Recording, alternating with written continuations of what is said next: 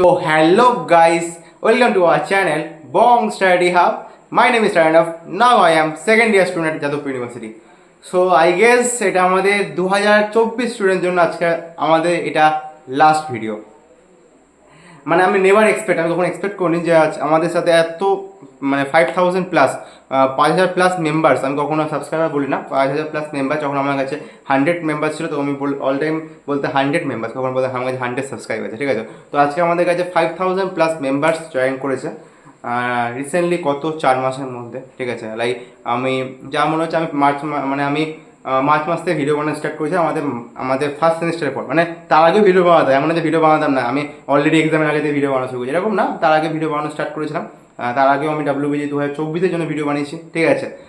But March মাস থেকে আমি seriously video বানানো স্টার্ট করলাম যে এবার আমাদের 2024 যেটা দরকার সেটা আমাদের প্রোভাইড করতে হবে। তো আমি স্টার্ট করেছিলাম। তো আই গেস আজকে আমাদের এটা লাস্ট ভিডিও হতে চলেছে, যেটা আমাদের টপিক হচ্ছে ডিসেন্ট্রালাইজড কাউন্সিলিং। তো ভিডিও টপিক তো স্টার্ট হবে, তার আগে আমি কিছু কথা একটু শুনে নিতে পারো। তো ফার্স্ট অফ অল তোমাদের অসংখ্য ধন্যবাদ, ঠিক আছে। আমি আমার সিজনে এই যে সিজনটা আছে, মানে আমাদের যদি বলো পুরো 1 ইয়ার, যদি বলো আমি কখনো এক্সপেক্ট করতে পারি আমার লাস্ট ভিডিওগুলো দেখতে পারো। আমার ভিডিওতে অনেকেই ম্যাক্সিমাম জনই দেখতো না। এবার দেখতো না ইনভাইসেস অতটা পপুলার ছিলাম না আই গেস। এখন অনেকে আমাকে ফলো করছো, অনেকে আমাদের দেখো, আমাদের চ্যানেলটা ফলো করো। তোমাদের ভালোবাসার জন্য আমি অনেকটা এগিয়ে এসেছি, ঠিক আছে।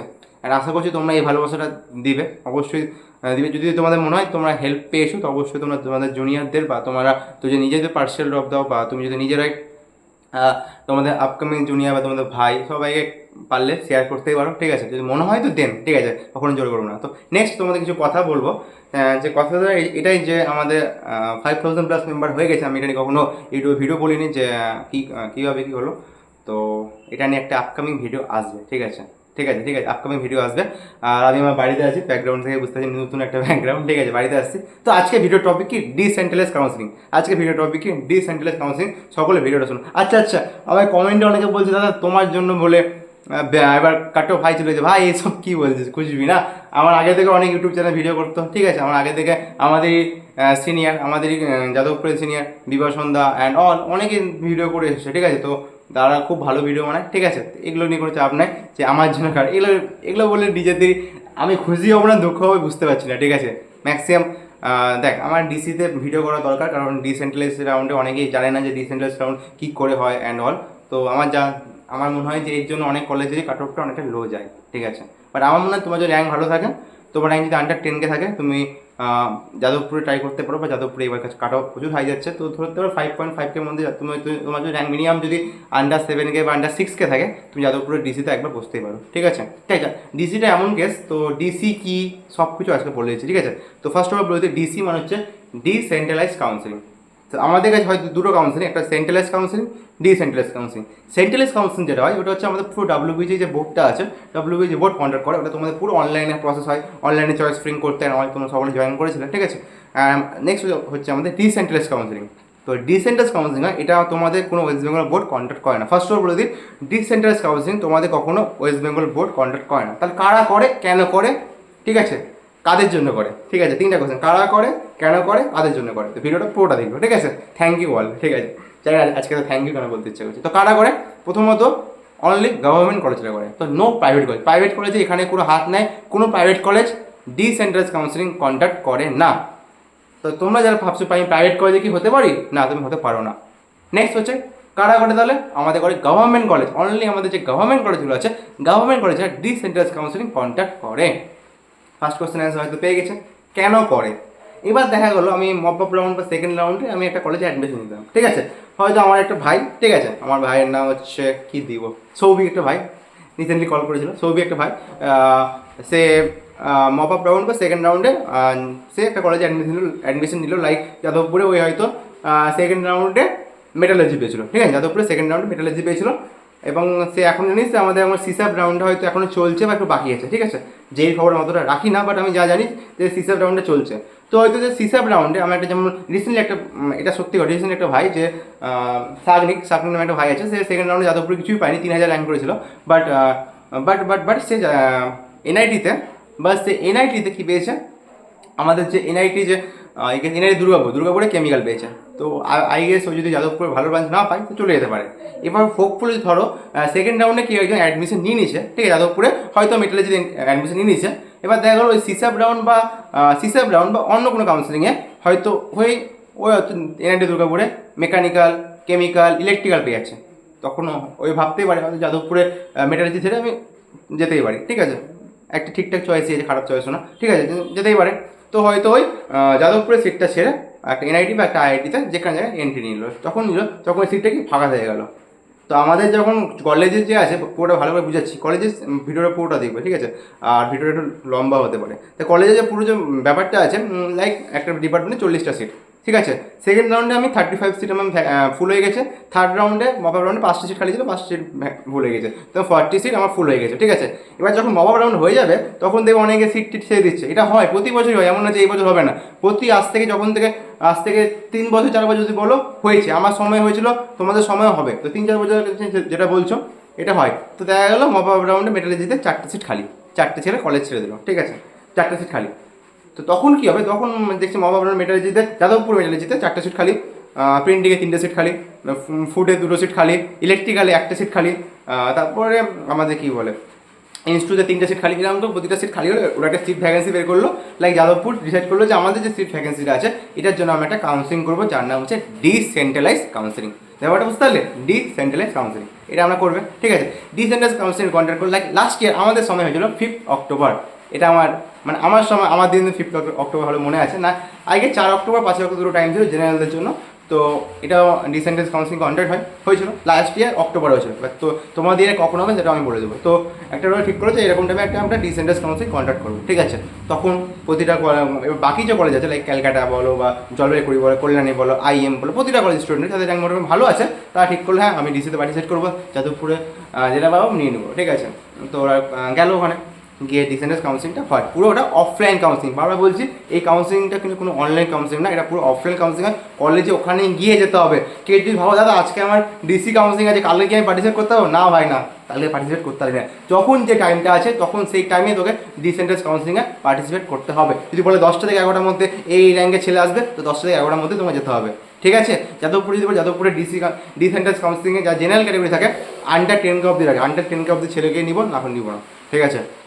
আমার কিছু এক্সপিরিয়েন্স শেয়ার করবো, আমি আমার পার্সোনাল ডিসেন্ট্রালাইজ কাউন্সিলিং এক্সপিরিয়েন্সও শেয়ার করবো তোমাদের সাথে, ঠিক আছে।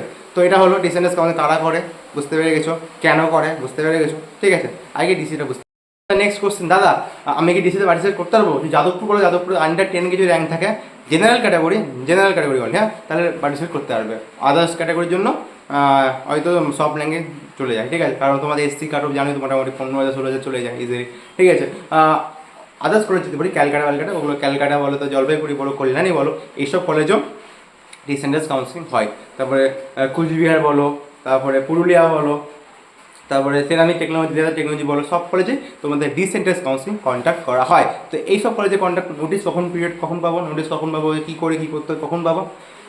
তো যখন হয় আমি যাদবপুরেরটা আমি জানিয়ে দিতে পারবো, বাট বাকি কলেজে জানানো একটু আমার জন্য টাফ হবে, যদি আমি বাকি আদার্স ইউটিউব চ্যানেল অবশ্যই জানাবে, ঠিক আছে। যখন হয় তোমাদের ওদের ওয়েবসাইটে খেয়াল রাখতে হবে, কখন হচ্ছে কেন হচ্ছে একটু রাখো, আর আমাদের চ্যানেলে থাকতে পারো, চ্যানেল জয়েন করতে পারো, ওখানে ডিসেন্ট্রালাইজ কাউন্সিলিং ব্যাপারে সব জানিয়ে দেবো।